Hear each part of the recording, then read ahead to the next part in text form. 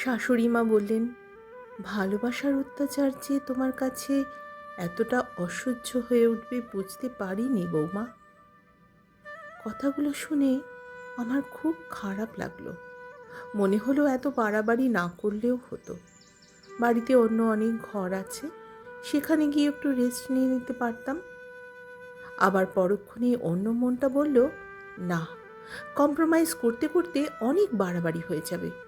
নিজের অবস্থানটাকে প্রথমেই ক্লিয়ার করে দেওয়া সবচেয়ে ভালো। এই ঘটনার দুদিন পর আমি কাউকে কিছু না জানিয়ে স্কুল থেকে সোজা নিজের বাড়িতে চলে এলাম। সুমন বা শাশুড়ি মায়ের সঙ্গে একটা ঠান্ডা যুদ্ধ চলছিল আমার। তাই চিঠি লিখে রেখে এলাম, চলে যাচ্ছি, ডিভোর্স চাই। আমি চেয়েছিলাম সুমন এসে ক্ষমা চেয়ে নিয়ে যাক আমাকে, কিন্তু ও বাড়ি থেকে কেউ কোনো যোগাযোগ করলো না। ঠিক করলাম, যেখানে আমার কোনো মূল্য নেই, আমি রইলাম কি না রইলাম তাতে কিছু যায় আসে না যে সংসারে, সেখানে আর ফিরবই না। মাকে এ কথা জানাতেই বলল, বেশ, বরাবর তুমি যেটা ঠিক করে এসেছো সেটাই করেছো। জানি এবারেও তার অন্যথা হবে না, তবে ফাইল করার আগে যাবতীয় যা যা জিনিস ওখানে গিয়েছিল তার লিস্ট বানাও। সেই লিস্টের জন্যই এখন খাতা পেন হাতে বসা। কিন্তু আশ্চর্য, লিখতে বসে সব ভুলে গিয়ে আমার শুধু চোখে ভাসছে ওখানে কাটানো অজস্র ভালো মুহূর্তগুলো। সুমনের কেয়ারিং, আমাদের বেড়াতে যাওয়া, উইকেন্ডের শপিং কিংবা মুভি দেখতে যাওয়া, শাশুড়ি মায়ের হাতের সর্ষে ইলিশ, ভোরবেলা উঠে স্কুলের টিফিন বানিয়ে দেওয়া, সুমনের অসাধারণ সব কবিতা, তুতো ননদ জায়েদের আমাকে নিয়ে ব্যস্ততা, গানের আসর, পিকনিক, সারা দিনের এইসব ছোট ছোট কাজের মধ্যেও শাশুড়ি মা আমার পড়ার রুটিন তৈরি করে দিয়েছিলেন। সুমন নিজে আমার পড়া ধরত, বুঝিয়ে দিত। আমার অপটু হাতে ডাল ভাত, আলু সেদ্ধ, অমলেট নাকি সুমনের কাছে বিরিয়ানি ছিল।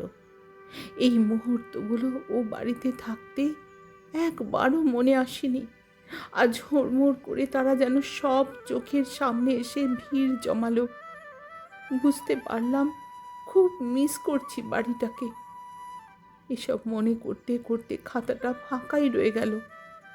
মা 2 কাপ চা নিয়ে এসে টেবিলে রাখলো, বলল, কই দেখি কি করছিস? আমি হাওমাও করে কেঁদে বললাম, আমি এটা করতে পারবো না মা। ওরা তো যৌতুক চায়নি, এমনকি একদিনও জিনিসগুলো ব্যবহারও করেনি।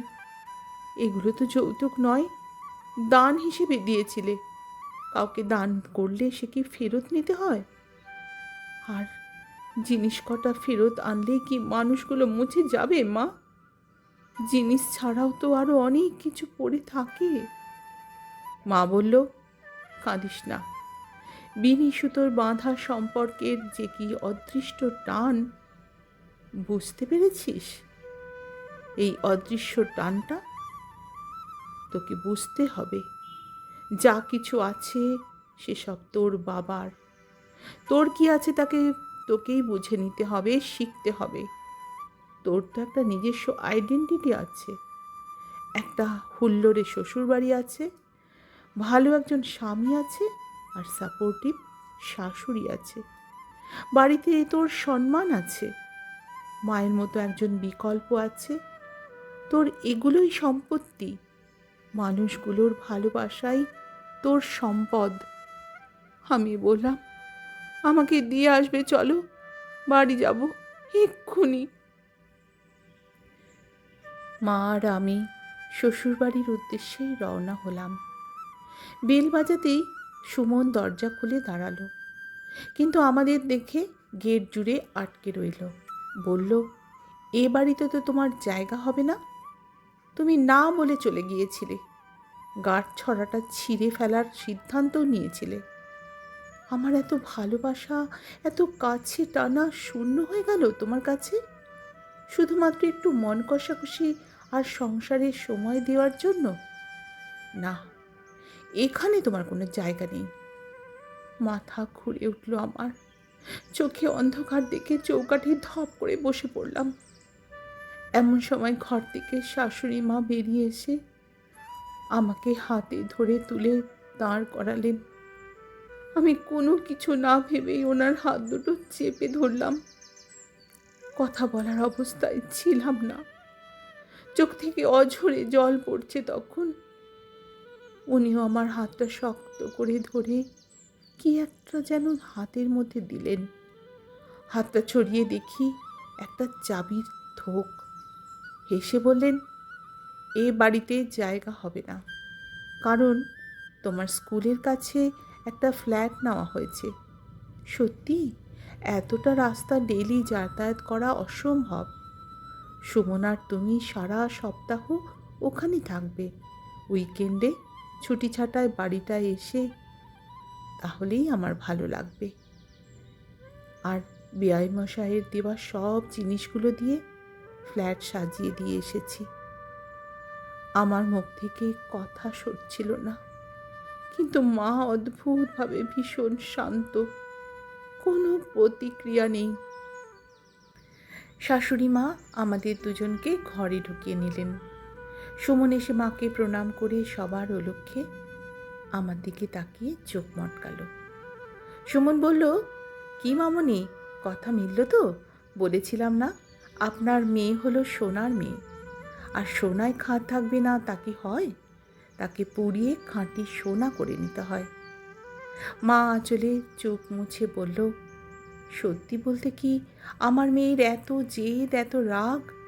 তুমি প্ল্যানটা দেওয়ার পরেও আমার সন্দেহ ছিল আদৌ কাজ হবে কিনা। এরপর তোমার মা বৌমার নামে গোটা একটা ফ্ল্যাট কিনে ফেললেন। আমি খুব টেনশনে ছিলাম। সত্যি বলতে কি জানো তো বাবা, ছেলে মেয়ে কোনো অন্যায় করলে সেই দোষ বাবা মায়ের গায়ে লাগে। সন্তান তো মায়েরই অংশ, মা নিজেকে দোষী মনে করে।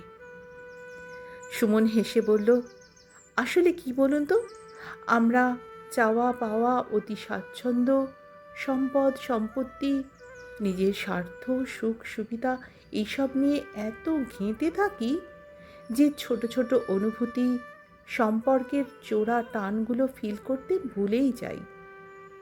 সম্পর্কে একটু হাওয়া বাতাস দিলেই অনুভূতিগুলো হেজে পচে যায় না, শুধু শুধু ভাঙনের হাত থেকে কত ঘর বেঁচে যায়। সুমনের মা বলল, ওসব কথা এখন বাদ দিন দিদি। তাহলে বিশ্বাস হলো আপনার মেয়েকে কিছুটা হলেও আমি আপনার থেকে বেশি চিনি। মা বলল, বাজি হেরে যে এত আনন্দ, এত সুখ পাওয়া যায় জানা ছিল না। ফাউল হিসেবে মেয়ে জামাইয়ের প্রথম বিবাহবার্ষিকীর যাবতীয় আয়োজন আমি নিজে হাতে করব। ঝগড়া, অভিযোগ, অনুযোগ, মান অভিমান, ভালোবাসায় কবে যে একটা বছর কেটে গেল বুঝেই উঠতে পারলাম না আমি। আমার গল্প পাঠ এখানেই শেষ হলো। বাজি হারার সুখ কেমন লাগলো তোমাদের বন্ধুরা? যদি ভালো লাগে, তোমাদের একটি অমূল্য ভালোবাসা রেখে যেও আমার এই নিবেদনটির পাশে। অসংখ্য অসংখ্য ধন্যবাদ তোমাদের।